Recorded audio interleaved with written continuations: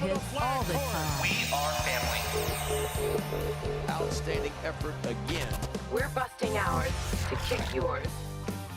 That's big time. -15. Respect all, fear none. Oh, did he belt that one? Intensity is not a perfume.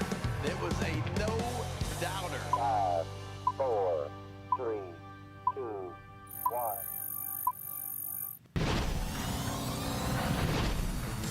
We are up in the bird's nest here at Oriole Park at Camden Yards. I'm Brendan Mortensen alongside Matt Bonaparte.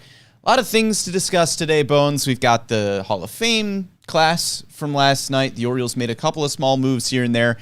But first, we should start with just yet another exciting weekend for Baltimore sports as the Ravens advance to the AFC Championship, take down the Texans. They'll face the Chiefs as the Bills went wide right yet again. Bummer for them. But the Ravens welcome Patrick Mahomes, Travis Kelce, and Taylor Swift to Baltimore, which got me thinking. If we were to construct a pickup, maybe a flag football team of Baltimore Orioles, what would your skill positions look like? So quarterback, wide receiver. Quarterback, wide receiver, maybe a slot wide out. I know the left tackle and right tackle would be Felix Bautista and Tyler Wells, so I'm just preemptively putting them on our fake flag football team here. That's a good call. I think that if you're looking at a quarterback on this team, you have a couple options. Yep. Think about guys who throw the ball well. Obviously, the pitchers come to mind, but maybe a catcher does too. Maybe catcher. Though I'm going Grayson Rodriguez. Yeah, that's where I went. Grayson, big, tall guy, has a cannon of an arm, can move. Also, he's got that, he's got that mentality I think you need as a football player, where it's just like, I'm going to put you in the ground kind of thing. Yep. And that's Grayson Rodriguez. Yeah, I went with Grayson at quarterback too. Got the size, got the athleticism. I wonder too. I posted that meme of Grayson Rodriguez before the Ravens game of him sitting on his couch in a Lamar jersey and a Justin Tucker helmet. And I really wonder if Grayson is just scrolling through Twitter. He's like, why is this weirdo posting a picture of me from like 3 years ago? But I remember that meme existed, and I went for the Ravens game. Yeah, quarterback, I went Grayson. Running back, I went Adley. Interesting. I think he's got the power. He's got the speed. He's got the shiftiness. He tackled Christian McCaffrey that one time, so he understands the running back position. Adley, of course, would also be the kicker and the punter, of course, on the team, as he was a kicker. He tackled Christian McCaffrey, like you said, as a kicker. Tackled Christian McCaffrey, but Adley was my choice at running back. I was thinking like Gunner, but then Gunner's a little bit too tall. Yeah. Gunner's like 6'3", I think. I had Gunner down at running back and erased it as well. And I think the tallest running backs have only been like 6'4". And if you're going to be George that tall, was like 6'3". Yeah, that's true. That's a big running back, though. But I think Adley, he's got the speed.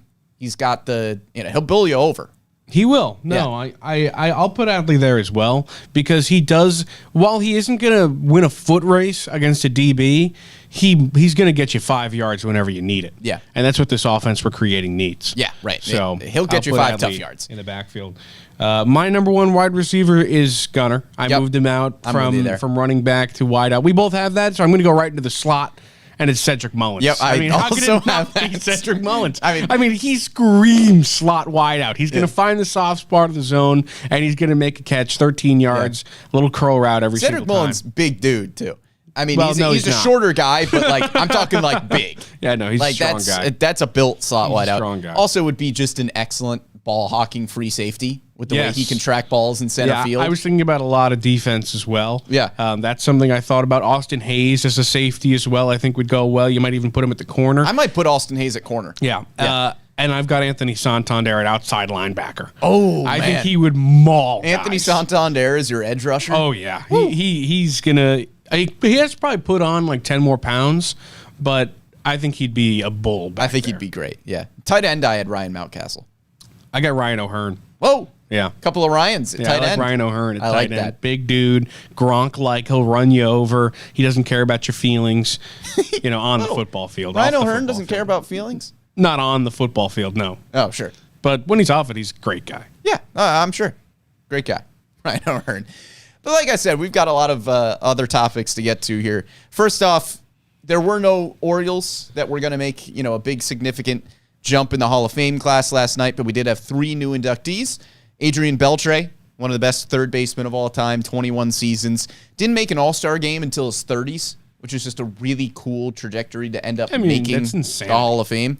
6 top 10 MVP finishes, hit 307 seasons, 20-plus homers 12 times. Just a really good, really consistent player. Somebody that just oozed joy for the game, too, which was really cool. So big congrats to Adrian Beltre. Got Joe Mauer, first ballot Hall of Famer, which was really cool. Snuck in there a little bit.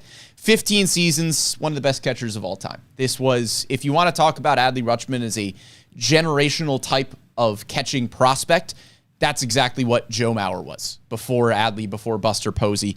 Baseball America had 380 grades on Joe Mauer. Really? Before he got to that. the big leagues. He had an 80 grade hit tool, 80 grade fielding, 80 grade arm. That's wild. Yeah. And it was true. It came to fruition. Yeah, Yeah, that 80 grade hit tool for somebody in his MVP season who hit 365 with an OPS over 1,000 What a as a fantastic catcher. player. Yeah. There have been 7 seasons in the history of the sport where a catcher has won the batting title. He's got 3 of them. How about that? Yeah. I mean, that's a crazy stat that I heard on the broadcast last night. Yeah, he's a fantastic player, one of the greatest catchers of all time. His swing was so fantastic. Something that your coaches as a kid or when I was a kid would try to say, try to look like that guy because his swing was so compact, Yeah. level plane, flat swing to the ball quickly. He was just a professional hitter, and he was a great, great catcher as well. You got to love Joe Mauer. Yeah, 6 seasons of an on-base percentage over 400. Wild. Hit 307 seasons. The Joe Mauer Power Hour was must-see TV. Yeah, it he really was was. awesome. Todd Helton gets in as well, which is really cool. His 6th year on the ballot, played 17 seasons, all in Colorado. 5-time All-Star, finished top 10 in MVP voting 3 times, couple of Gold Gloves, couple of Silver Sluggers. His 2000 season is one of the best statistical seasons, I think, probably ever Yeah. from an offensive standpoint. He hit 372 with a 463 on-base percentage, slugged almost 700 with an OPS over 1,100. Yeah, 42 homers, 59 doubles. Come on. I mean, he was so, so good. Yeah. Another guy that took him a little while to get in, but he was so, so good, Todd Helton. Yeah, I know there's a little bit of Coors Field bias, and you're looking at Todd Helton's stats, and you're going, well, he played at Coors half the time. You hit 372, you hit 372. Yeah, also, those walks Coors Field did not help him to walk. No. So I think he absolutely deserves to be, and he's a fantastic player. Yeah, 20-plus homers, 8 seasons. 6 of them were 30-plus. He hit 300 in a season 12 times. Wow. It's a real good hit. That's the real deal right there. Yeah. That's fantastic. So those are the 3 that get in. Billy Wagner just outside, falls a couple of votes short. I have some qualms about Billy Wagner not making the Hall of Fame. I could probably spend this in. But his ERA is half an earned run lower than Trevor Hoffman, who is in the Hall of Fame. He has the lowest whip of any reliever with at least 700 innings pitched, any retired reliever right now. The 2.31 ERA is the lowest among retired relievers with at least 500 innings pitched. Made 7 All-Star games. I know he didn't save 600 games like Trevor Hoffman and Mariano Rivera. I don't know what else he has to do. Still saved 422. Yeah, still top 10 all-time in saves. Yeah, I mean, I think that what I'll start with is I think that Mauer getting in is a really good sign that we are looking at each position with a bit of a different lens nowadays and not saying, well, he didn't have such and such numbers, he's not in. Catcher and closer are both positions in which I think we're going to have to shift our view a little bit and kind of look at it a little bit differently. A guy like Posey, who's kind of next up in that conversation, you're not going to look at his numbers the same way you would at a guy who played 20 years at third base or something like that. Right.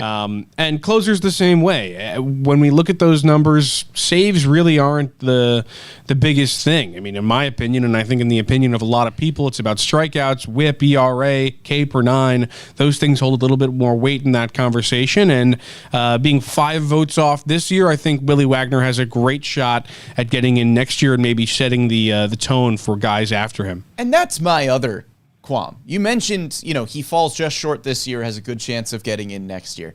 Okay. Why do they have to wait that long? Their stats aren't getting better as they retired. Yeah. One of the weirder conversations that I heard last night, I get it because that's how the process has been. I'm saying I get why the conversation was happening.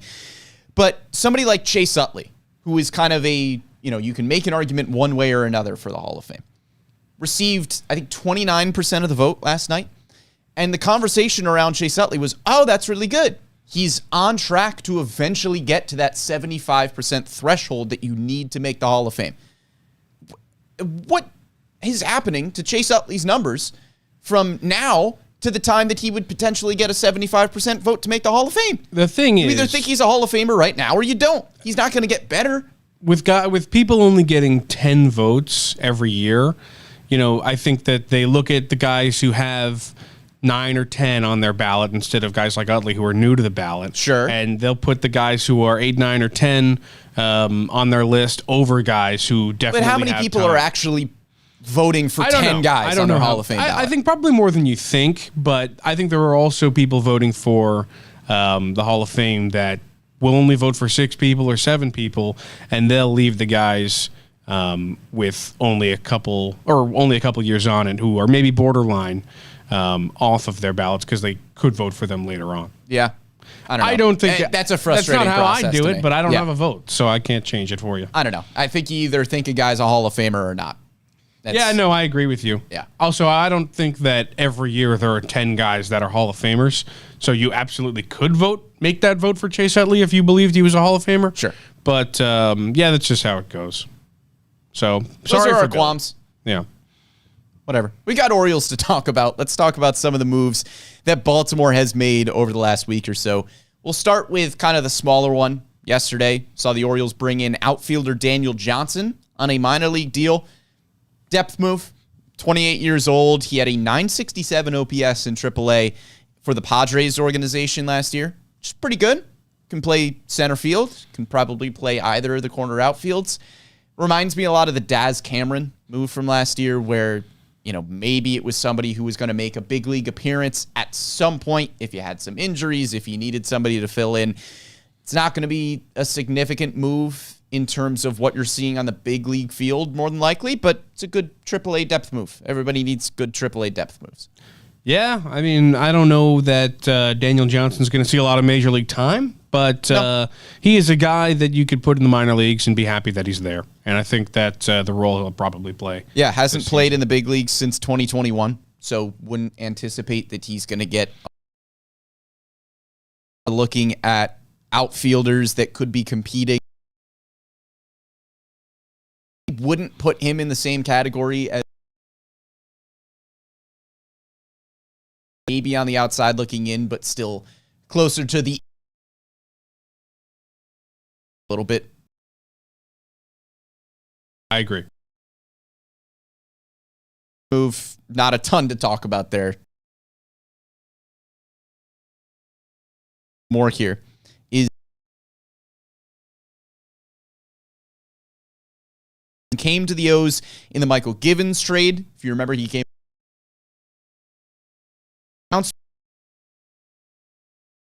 seasons, did the same thing. Really good at AAA and just hasn't really been able to figure it out at the majors, whether that's just the talent jump thing that he's not quite there, or if he hasn't gotten the reps, sufficient reps, everyday playing time in the major leagues to really find a rhythm, get into a groove.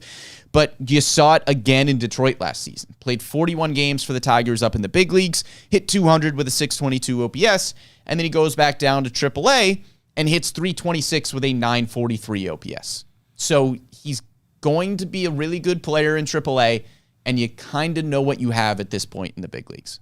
Yeah, has some major league experience, can play, utility fielder, can play, a decent amount of positions. And like you said, he's going to be pretty effective in the minor league level. So another guy that you have is depth that you could bring up and has faced major league pitching plenty in his career. So decent move in that sense. Yeah, but it's not as simple as the Daniel Johnson move, because Daniel Johnson you signed to a minor league deal. Tyler Nevin, you trade for. He is on your 40-man roster, and he is out of minor league options.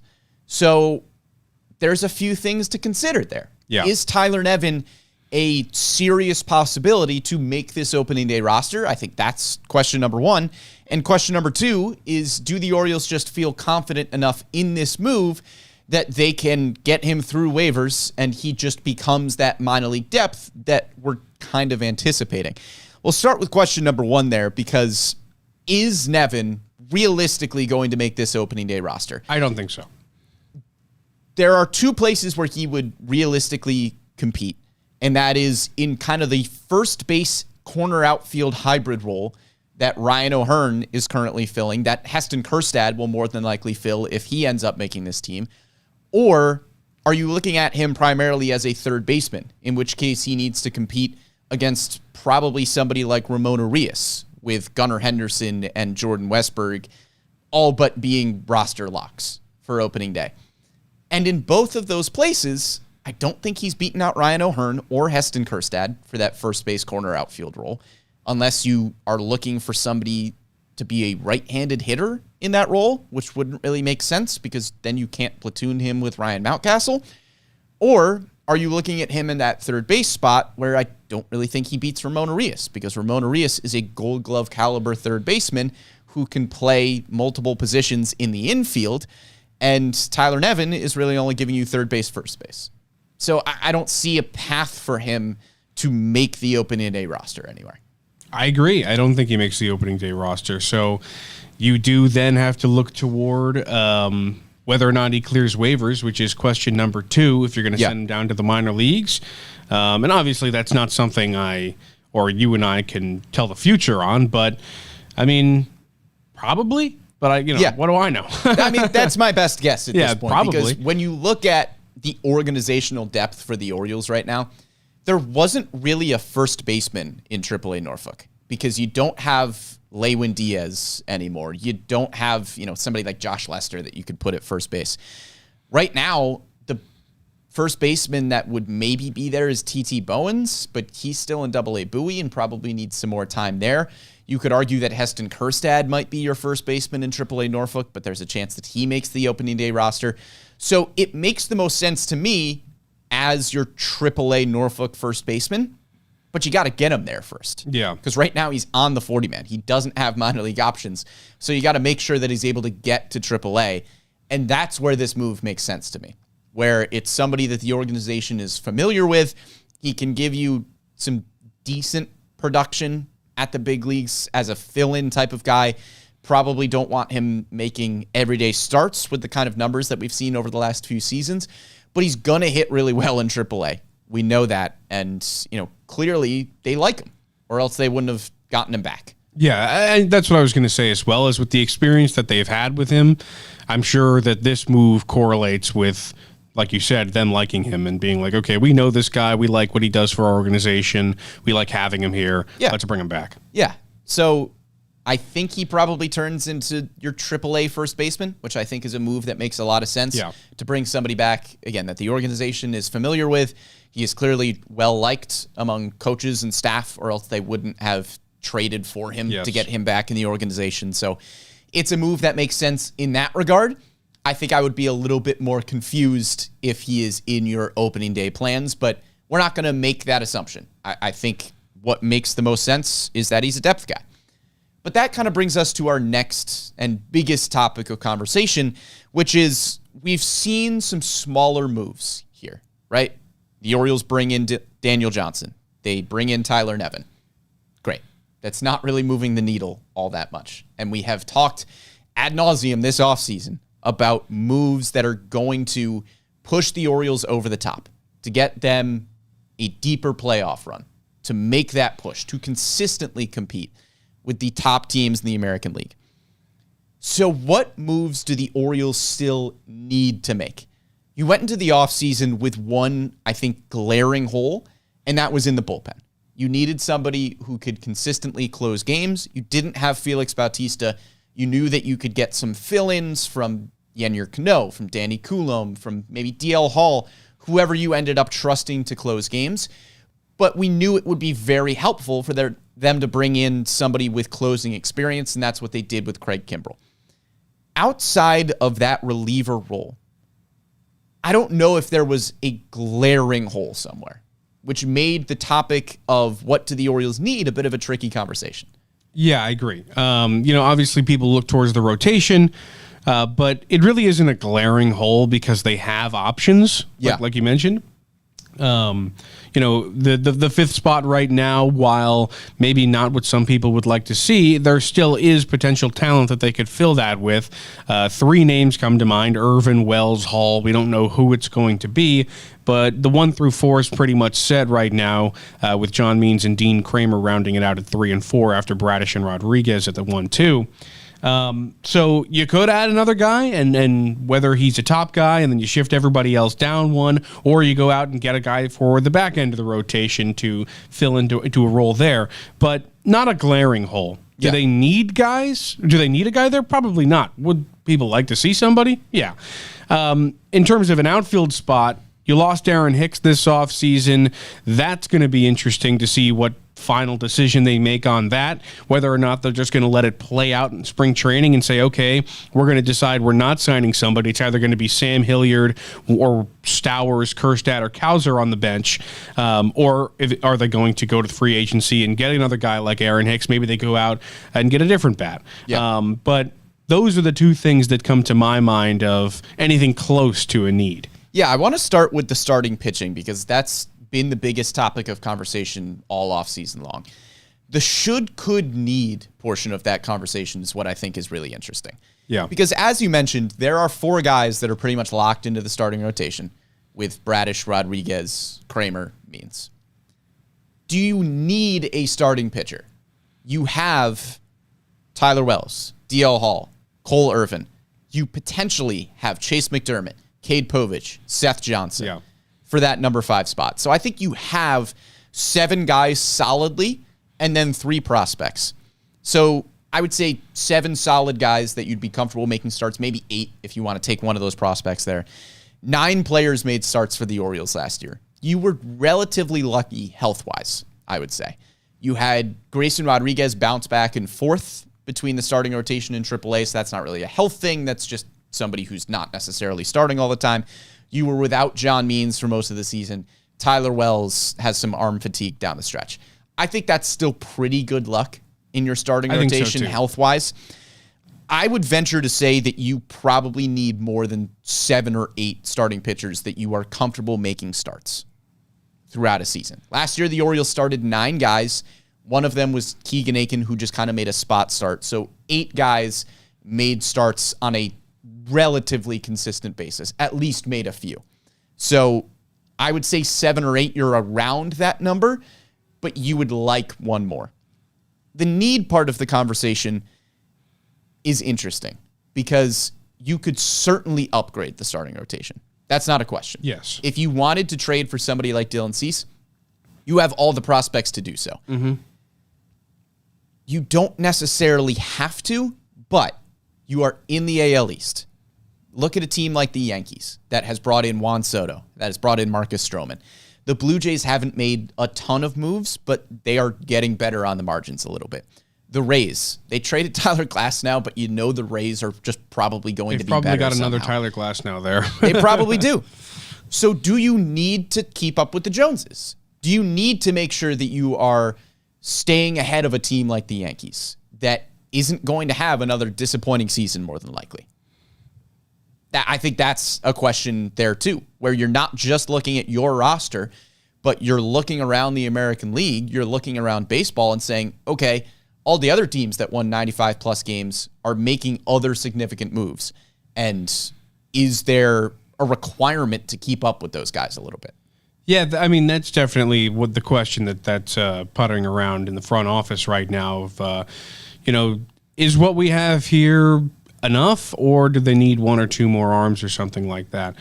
Personally, I think this is a season in which a lot of that hinges on whether or not Grayson Rodriguez is an ace caliber pitcher this year. Sure. We saw him come back from a rehab stint in July this season and be absolutely dominant. I mean, he was so flippin' good when he came back. If he can do that for a full season or even a little bit less than that for a full season, they don't need another guy because and obviously in that situation, Bradish would probably have to do similar to what he did last year, but they'd have two really, really good arms at the top of the rotation, and all of a sudden you're not worrying about where Dylan Cease is. But would it be nice to see a guy like Dylan Cease come in? Absolutely, but I also think they have plenty of talent. So I'm not sure it's a need for them to go out and get a starting pitcher when they have so much talent there already. And like you said, you mentioned the guys in the minor leagues who still have plenty of potential, the Povich, McDermott's of the world, Seth Johnson's. We haven't even seen what Johnson can do in another season. So I think that what's going to happen is they'll probably stick close to their guns, or stick to their guns going into the year and see what happens with the rotation that they have. Yeah. I mean, look, if the trade's not there, the trade's not there. Yeah. Right? We have heard rumors about the White Sox wanting the world for Dylan Cease. Yeah, exactly. So the thing is, are you going to, every offseason there's a couple pitchers available, and I feel like this offseason especially, it's been pretty bare in terms of the landscape. There's always a couple pitchers available, and the top ones you always are going to have to give half the farm for. So sure. The question is whether or not you're willing to do that for a guy like Dylan Cease, who's coming off not his best season. And I don't really think that that's the smartest thing in the world, and I think that's probably what Elias thought too when they asked for Kjerstad, Kauser, and Westberg or whatever they did. Yeah, I mean, again, we don't know the specifics of what the White Sox are potentially asking for in those sorts of Dylan Cease conversations. We have, though, heard Mike Elias say throughout the offseason that the Orioles are looking to upgrade at starting pitcher. He hasn't said we are absolutely going to. He hasn't said we're going to force a trade even if one isn't there. And he hasn't said that we're going to pay somebody 5 years and $200 million to upgrade the starting rotation. He said that was a goal to do that. And if the trade's not there, you don't have to get it done.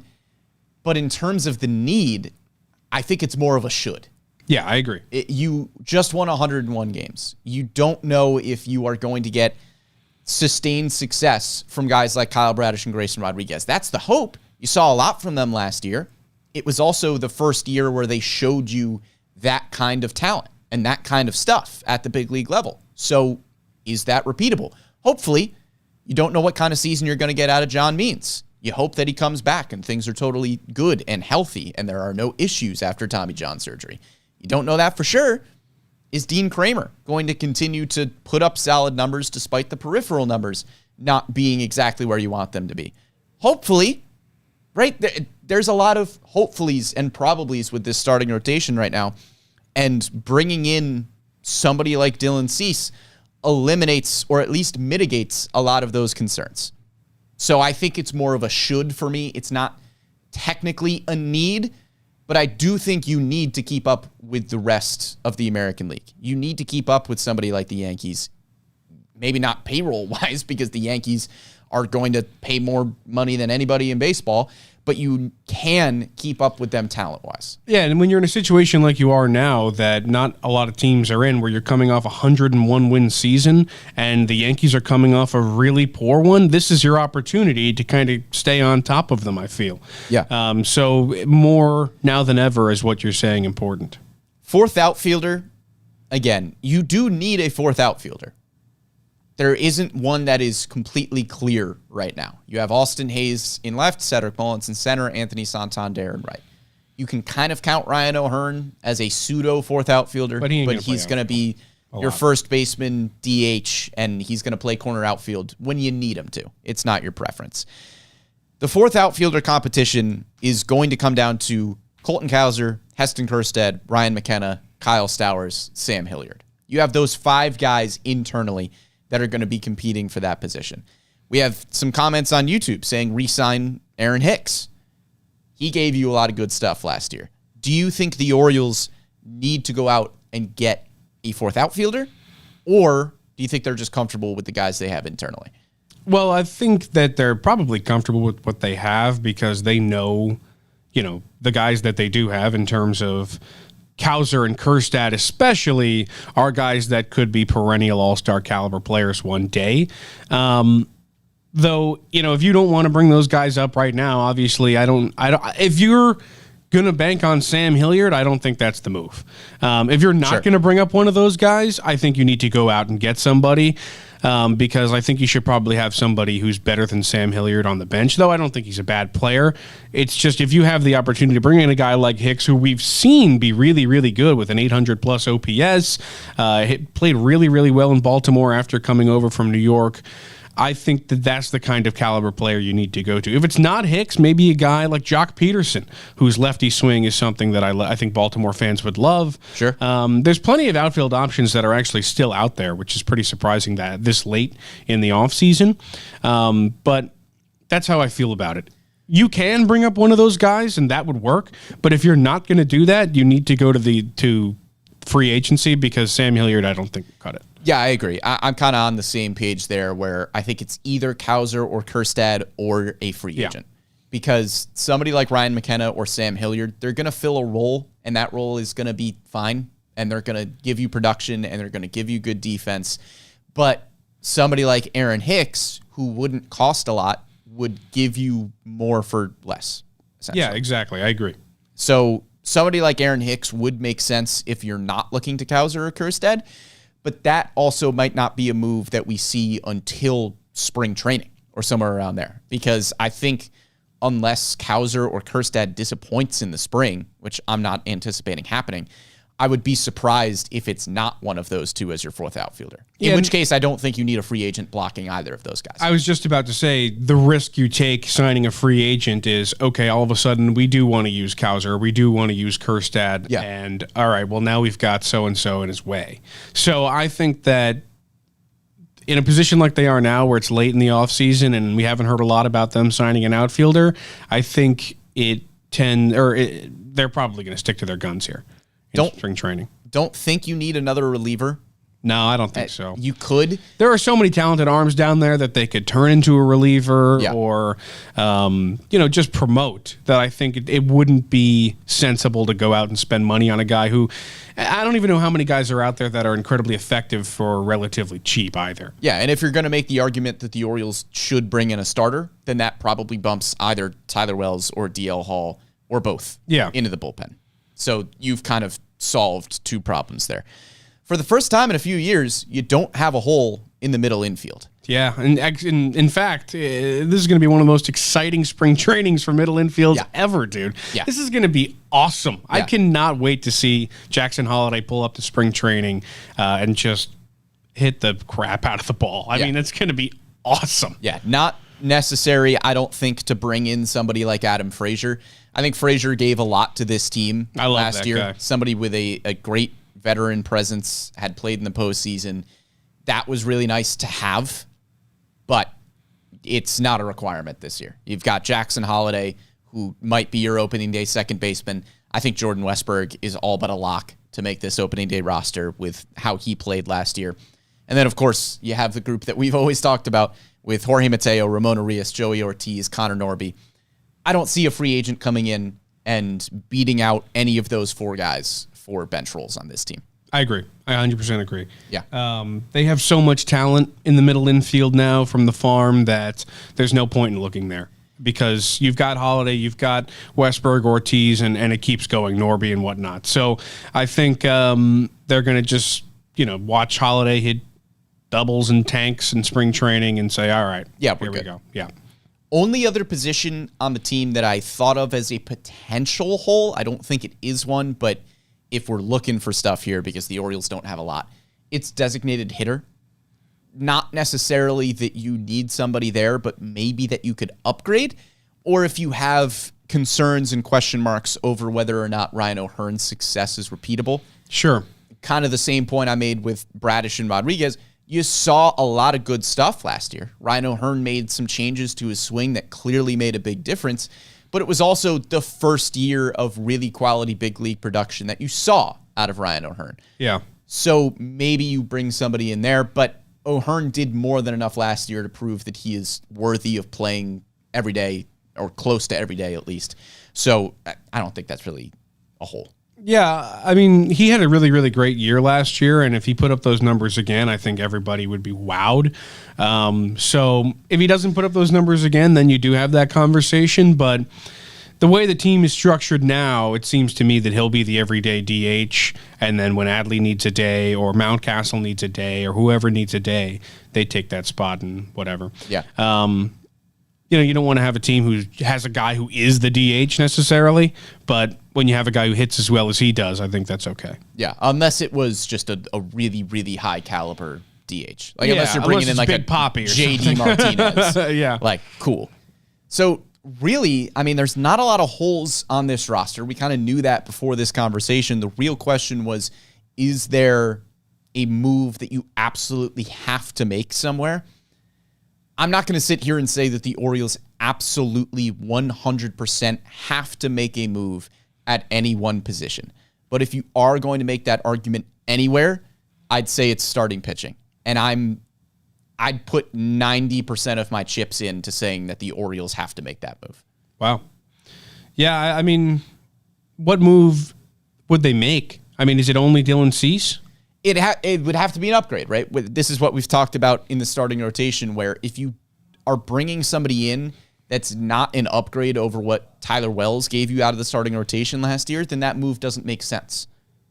But if you are able to swing a trade for somebody like Cease or Corbin Burns or Shane Bieber or the guys that we have talked about a lot this offseason that are available, then yeah, that move makes a lot of sense. So I wouldn't bring in probably somebody like Paul Blackburn, who I don't think is really an upgrade over Tyler Wells. But if you think you can make your team better and the trade makes sense, the starting rotation is the place to do that for me. Yeah, I think it's the only place that needs a clear upgrade too. Yeah. I just don't know. I guess I'm worried about whether or not the return would be worth it for the Orioles in terms of what they're giving to Chicago in that situation. Yeah. But that's the risk you have to take. And if they are to make a move, I agree it should be a starting pitcher, but I'm not sure they will. Yeah, that's the question, right? That's why Mike Elias and company have been very, very good at doing this over the last few seasons, is they have known which buttons to push when. It's possible that if they don't make a trade this offseason, maybe they make one at the deadline, right? Yeah. It's who knows? Maybe they make a move closer to spring training, maybe at spring training, beginning of the season. There are still moves that the Orioles could, maybe should make, but as of right now, there are no glaring holes on this roster, which is a really good conversation to be having as we are a few weeks out from spring training. Yep, I totally agree. I think that'll just about do it for this week's edition of The Bird's Nest. Thank you so much for following along live with us on YouTube and Facebook. We are live every Wednesday at 11 a.m. on those two platforms. Really love reading your comments and seeing you following along with us. Big thank you to Amy Jennings behind the scenes on this one. If you didn't catch us live, you can catch us after the fact on Spotify, SoundCloud, Apple Podcasts, Google Podcasts, wherever you get your podcasts or digital shows. You can catch The Bird's Nest. Make sure you catch the Orioles Hot Stove Show as well. We'll be going live every Thursday on Facebook and YouTube. Think our time is going to be a little different tomorrow as the Birdland Caravan gets fired up. Make sure you are keeping track with that caravan, going out, meeting players, coaches, front office members, going to those cool events. You don't want to miss that at all. For Matt Bonaparte, I'm Brandon Mortensen, and we will catch you next time.